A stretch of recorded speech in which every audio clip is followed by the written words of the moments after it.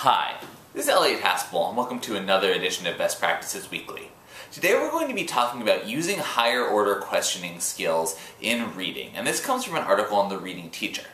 And what the authors talk about is ways that when we're engaging with students about text, we can ask them questions that are really going to stimulate their higher order thinking, their higher level critical thinking, and ultimately help them comprehend and move forward with their reading skills. And so, while most teachers are very familiar with the idea of Bloom's taxonomy of questioning and the levels of that, this is really practical tips for how you can actually make sure that there is a regularly high-level questioning happening in your classroom. And so a couple of ideas here.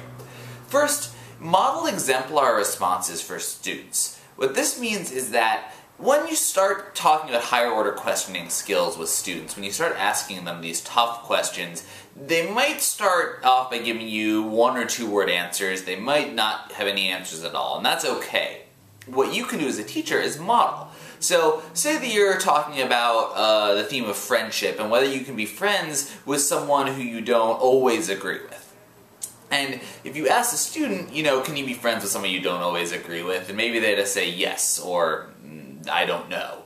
You can respond in a way that models how they might answer that question by saying something like, I remember a time in my life when I was ... So you're actually giving them an answer, giving them an example of how they might start an answer to that question. And that's going to give them an exemplar, an example to go off of.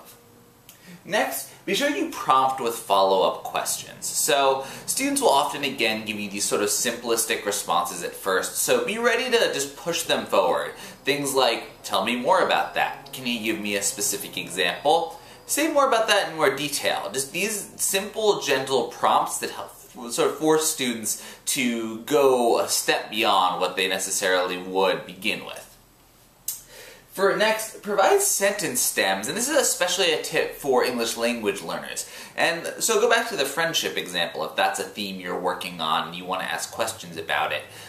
You might start by providing your English language learners with the sentence stem of, one time I was talking to my friend, and that would help them think about an example of friendship that they would talk about. Or the authors talk about if you were talking about dreams and the dreams that and aspirations that people have that is coming out of a story.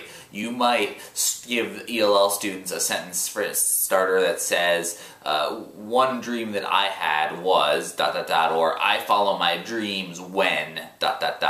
And so, by giving them these sentence starters, you're really going to kind of give them a scaffolded support along the way to being able to answer these high-level questions.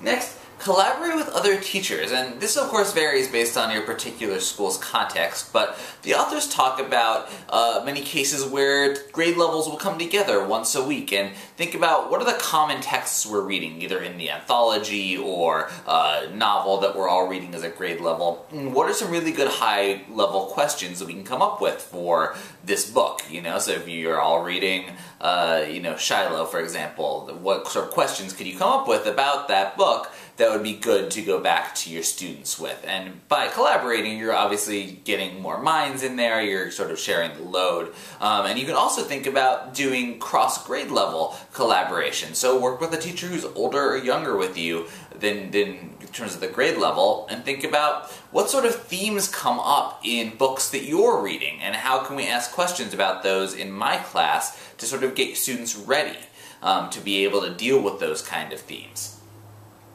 Next, what's really important is just to be planned in advance. That's probably a theme that's emerging from all of these different tips. Really being able to use high-level questions in your classroom is hard to do spontaneously, at least at first. And so if you plan in advance by thinking about what is my class reading over the next couple of weeks, and what are the themes in this book? Is it about friendship? Is it about making ethical decisions? Is it about having aspirations? Is it about being courageous? What's sort of the themes here, and what are really good, provocative, deep questions that are high-level Blooms that I can ask that would really help push my students to think about the text.